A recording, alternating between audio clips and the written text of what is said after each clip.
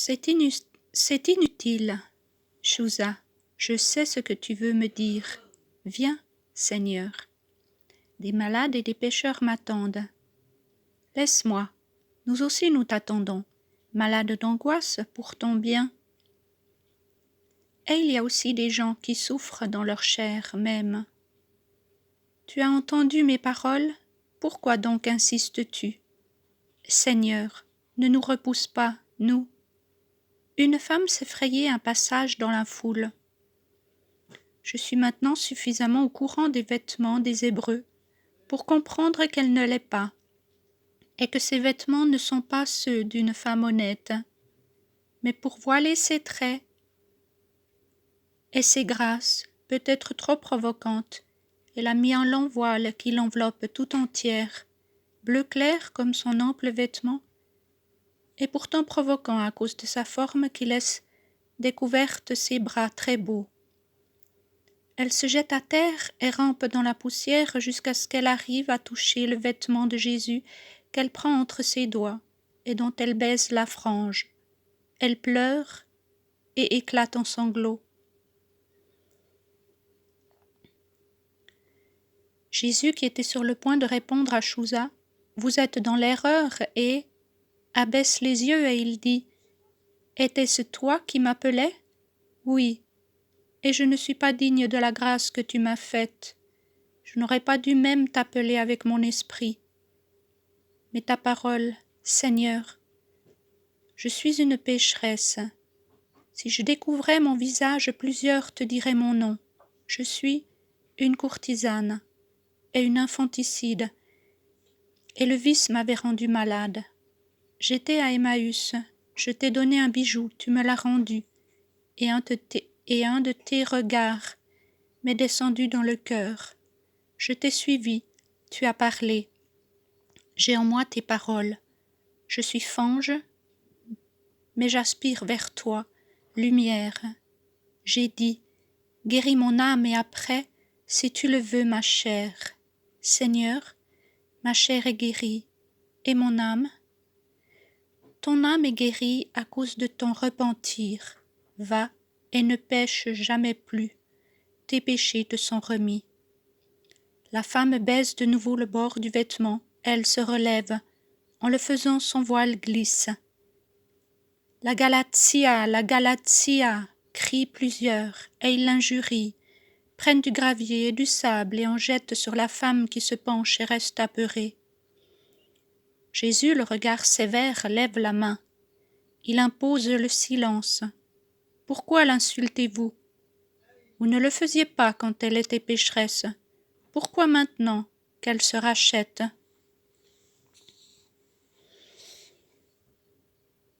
Elle le fait parce qu'elle est vieille et malade, crient plusieurs avec mépris. En réalité, la femme, bien qu'elle ne soit plus très jeune, est encore bien loin d'être vieille et laide comme ils le disent, mais la foule est ainsi. Passe devant moi et descends dans cette barque. Je t'accompagnerai à la maison par une autre route. Ordonne Jésus, et il dit aux siens, mettez-la au milieu de vous et accompagnez-la. Mais la colère de la foule, excitée par quelques Israélites intransigeants, se retourne tout entière contre Jésus, et ils disent en criant, Anathème, faux Christ, protecteur des prostituées, qui les protège et les approuve. Bien plus, il les approuve parce qu'il en jouit, et d'autres phrases du même genre que les gens crient ou plutôt aboient. Elles viennent surtout d'un petit groupe d'énergumènes israélites, je ne sais pas de quelle caste, et tout en criant, ils lancent des poignées de sable humide qui atteignent le visage de Jésus avec violence. Il lève son bras et essuie sa joue sans protester. Non seulement cela, mais d'un geste, il arrête Chouza et quelques autres qui voudraient réagir en sa faveur, et il dit « Laissez-les faire. Pour sauver une âme, je souffrirai bien davantage. Je pardonne. » Zénon, celui d'Antioche, qui ne s'était jamais éloigné du maître, s'écrie Maintenant, vraiment, je sais qui tu es. Un vrai Dieu et non pas un faux rhéteur. La grecque a dit la vérité. Tes paroles, au terme m'avaient déçu. Celles-ci m'ont conquis. Le miracle m'a étonné. Ton pardon des offenses m'a conquis. Adieu, Seigneur. Je penserai à toi et je réfléchirai à tes paroles. Adieu, homme, que la lumière éclaire ton cœur. Chouza insiste de nouveau pendant qu'ils vont vers le quai et que sur la digue se produit une bagarre entre Romains et Grecs d'un côté et Israélites de l'autre. Viens, pour quelques heures seulement, c'est nécessaire, je te reconduirai moi-même. Tu es bienveillant pour les prostituées et tu veux être inexorable avec nous. C'est bien, je viendrai. En fait, c'est nécessaire. Il se retourne vers les apôtres qui sont déjà dans les barques. Allez en avant, je vous rejoindrai. Tu vas seul? Demande Pierre, peu content. Je suis avec Chouza. Et nous, on ne peut pas venir? Pourquoi veut-il t'avoir avec ses amis? Pourquoi n'est-il pas venu à Capharnaüm? Nous y sommes venus, vous n'y étiez pas. Vous n'aviez qu'à nous attendre, voilà tout. Au contraire, nous sommes venus sur vos traces. Venez maintenant à Capharnaüm. Est-ce le maître qui doit aller chez vous? Simon a raison, disent les autres apôtres. Mais pourquoi ne voulez-vous pas qu'il vienne avec moi? Est-ce par hasard la première fois qu'il vient dans ma maison?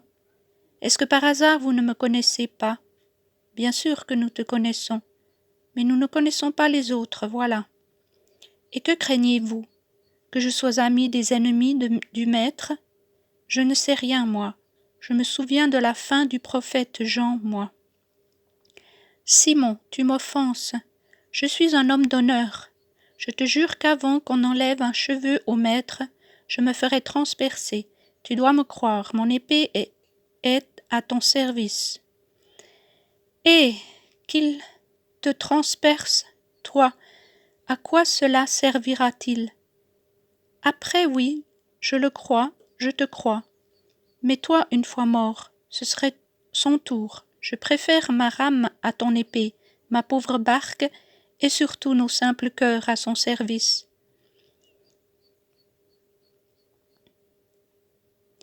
Mais j'ai avec moi Manahin. As-tu confiance en Manahin?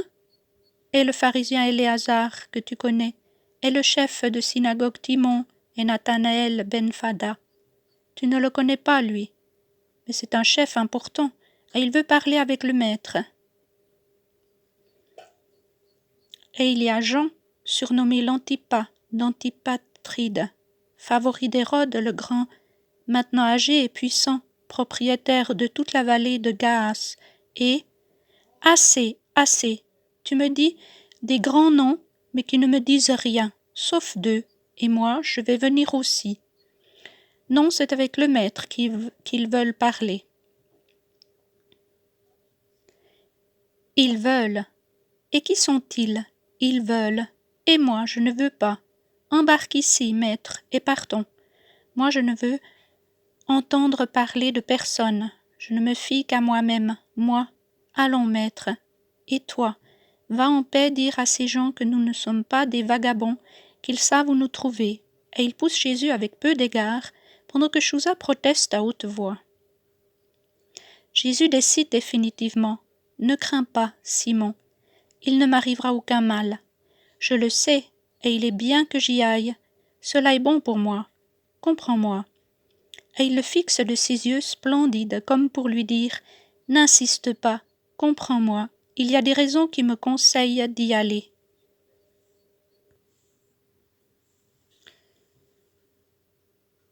Simon cède à contre-cœur, mais il cède comme subjugué. Cependant, il murmure entre ses dents, mécontent. « Pars tranquille, Simon, moi-même je ramènerai mon Seigneur et le tien, promets Chouza. »« Quand? Demain. »« Demain? Il faut tant de temps pour dire 2 mots? Nous sommes entre tierce et sexte, avant le soir. » S'il n'est pas avec nous, nous venons chez toi, ne l'oublie pas. Et pas nous seuls. Et il l'a dit sur un ton qui ne laisse pas de doute sur ses intentions. Jésus met la main sur l'épaule de Pierre. Je te dis, Simon, qu'ils ne me feront pas de mal. Montre que tu crois en ma vraie nature, c'est moi qui te le dis. Je sais, ils ne me feront rien. Ils veulent seulement s'expliquer avec moi. Va, conduis la femme à Tibériade. Arrête-toi aussi chez Jeanne. Tu pourras voir qu'ils ne m'enlèvent pas avec des barques et des soldats. Bon, mais sa maison, et il montre Chouza, je la connais. Je sais qu'en arrière il y a la terre, ce n'est pas une île. En arrière il y a Galgala, et Gamala, Aéra, Arbela, Keraza, Bozra, et Pella, et Ramoth, et combien d'autres villes. Mais ne crains pas, te dis-je, obéis. Donne-moi un baiser, Simon, va, et à vous aussi. Il les embrasse et les bénit. Quand ils voient la barque s'éloigner, il leur crie « Ce n'est pas mon heure, et tant que ce n'est pas mon heure, rien ni personne ne pourra lever la main sur moi. Adieu, ami. » Il se tourne vers Jeanne qui paraît visiblement troublée, et pensive, et il lui dit « Ne crains pas, il est bien que cela arrive, va en paix. » Et à Chouza « Allons, pour te montrer que je n'ai pas peur, et pour te guérir. » Je ne suis pas malade, Seigneur. Tu l'es, c'est moi qui te le dis, et plusieurs avec toi. Allons. Il monte dans la barque légère et luxueuse et s'y assoit. Les rameurs commencent le trajet sur les eaux tranquilles en faisant un détour pour échapper au courant qui est sensible là au bout du lac, à l'endroit où ces eaux débouchent dans le fleuve.